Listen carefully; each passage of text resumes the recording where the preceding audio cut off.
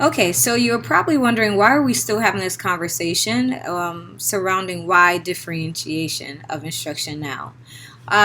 Well, I had a thought. So I was in an elevator with a teacher who has been teaching for a very long time, and she said something that I forgot that we need to consider.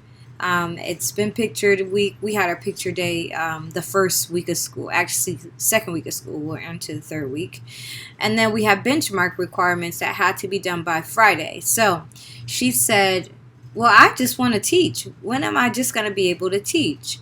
Um, I thought about that and thought about it because when I think about differentiation, it kind of to me mitigates the damages that schools often inadvertently put in our way in regards to teaching. So there is no flow in the classroom, meaning you're constantly at war with what you have to do versus teaching the students and being there for them and then meeting the needs that they have. So it is a challenge to get a full lesson done, especially when you start talking about, different requirements with different content areas, all the required exams and testing. So it's not easy. Differentiation, I think, has the ability to actually smooth this road out. So this lecture will talk about the pros and the cons and pose some critical questions for you, I hope, or challenge your thoughts. So the first article, let me just show you really quickly. So article 1, and I highlight the top things. Differentiation doesn't work. And this is just a blog, it's a commentary, but I thought it was a really good one. And then this one, the pros and cons of differentiated instruction in CTE. It focuses in on career and technical education, but I thought the pros and the cons were relative to every place that we are a part of as far as being educators. It's relevant to every content area. And then the last one is the why differentiation of instruction now. So this one splits up the rationales, which I think are still very important to where we are today in our current classroom settings. So hopefully, I know that a lot of you are super busy. You'll have an opportunity to take a look at them. So let's look at the first one, which is differentiation doesn't work. The biggest reason differentiation doesn't work and never will is the way students are deployed in most of our nation's classroom. So there's a toss-up, right? So ideally, we have an admixture of students with varying abilities in our classrooms, which is real. But that's also in a workplace, and we all figure out how to coexist together in a way that hopefully we're thriving. So I think that, yes, it is real that the task is almost impossible. For example, I have a AP course where a student speaks very little English, and I thought to myself, how did he get into AP and he's not required to be fluent in a way that allows him to communicate? So my next challenge is to transfer every single thing that I have that he can't access online into an Espanol version so that he can have his needs met. Yes, that's not part of my job description, but as an educator, my role is to differentiate. So for him, I'll have a lot of visuals and some audio, also making sure I can support him electronically. So, and that my content actually is accessible for different languages. So I mentioned all that to say, yes, this is a reason why it does tend to fail because of the fact that there is so much going on. But here are some pros and some cons.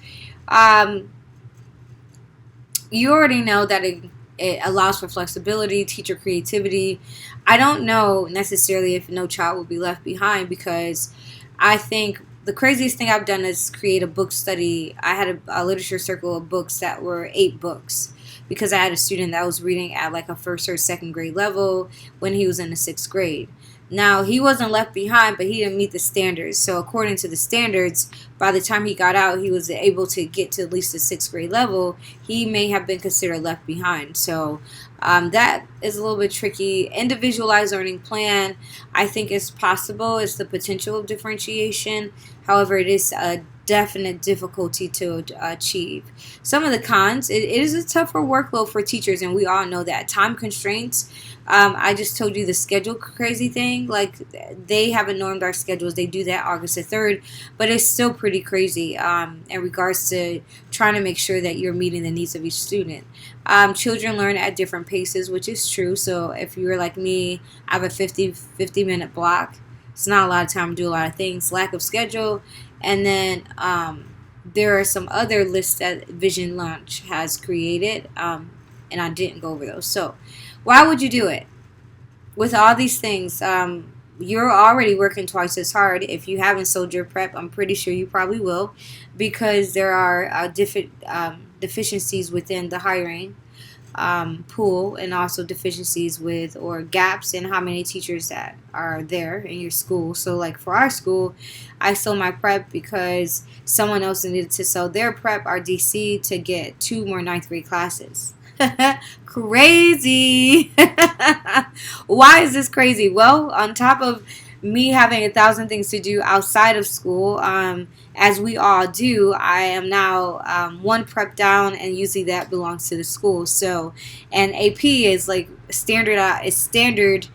The standards are based on the state requirements beyond. So it's the college board, and it's very it's intense. So for me to have to modify and adjust the content for the student who only speaks Spanish is going to be an additional task. However, it is a part of my job. So I say why differentiate instruction.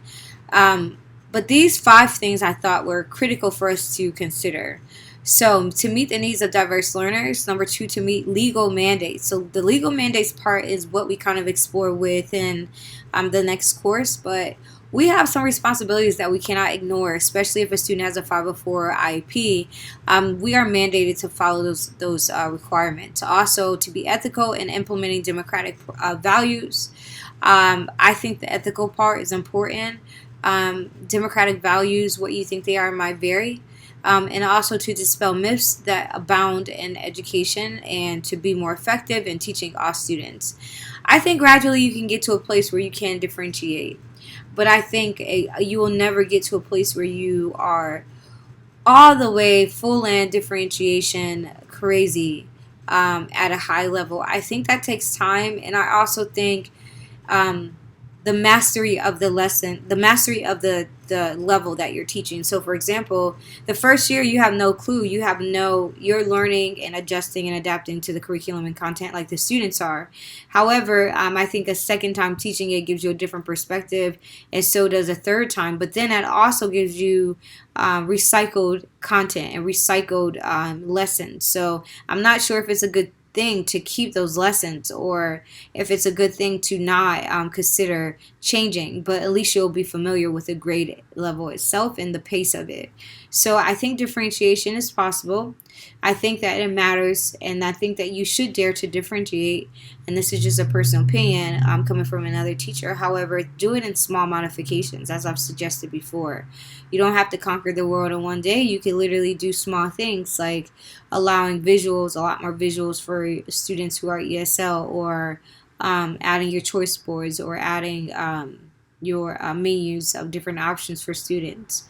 It doesn't have to be big. It can be small gestures that then add up to larger things, and then by the time you get into the next year and the year following, you'll do a lot better within regards to differentiation. But don't just disregard it overall, because it does have some positives.